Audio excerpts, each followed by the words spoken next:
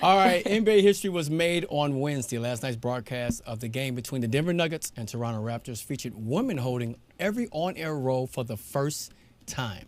Megan McPhee and Kia Nurse, who is a member of the Canadian national team and WNBA's Phoenix Mercury, were in the booth. Kayla Gray was on the sideline duties while the combination of Kate Bernice and Amy Audibert hosted the pregame, halftime, and postgame shows.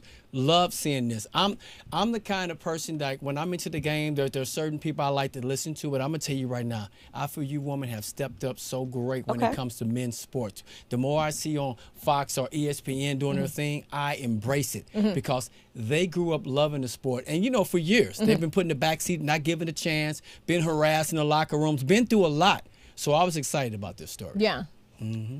I was definitely excited about this as well, and I definitely consider it history also, you know, being a girl in media.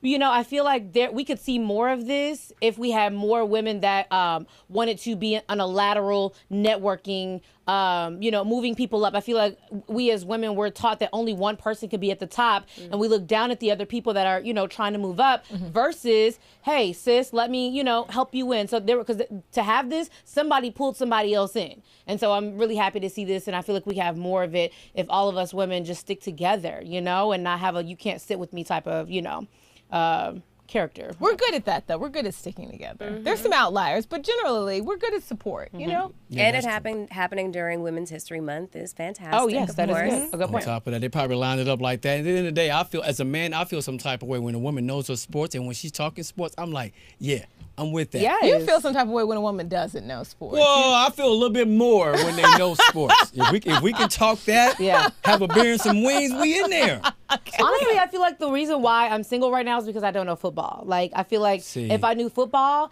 I feel like there might be a guy we could like. So Melissa said she's going to teach me, but you know. Okay. I am going to teach her about football, but we live in LA, Demi. There's so many more reasons why we're single. Okay. Wow. Don't let me get started. That's a whole nother show. Like this is the show just totally left. Let's bring it So back many in. across the country, maybe we should come there and do the show. I mean, because they don't put a lot of shade on LA right there. Listen, something. Okay. Here's another story, a follow-up of what we talked about yesterday. So white headmaster John Holian of a Catholic school in Long Island has resigned following his reports that he had a black student kneel an apology last month, calling it the African way to apologize. The headmaster was temporarily removed from his job at St. Martin de Porres School in Hempstead, New York, over the weekend.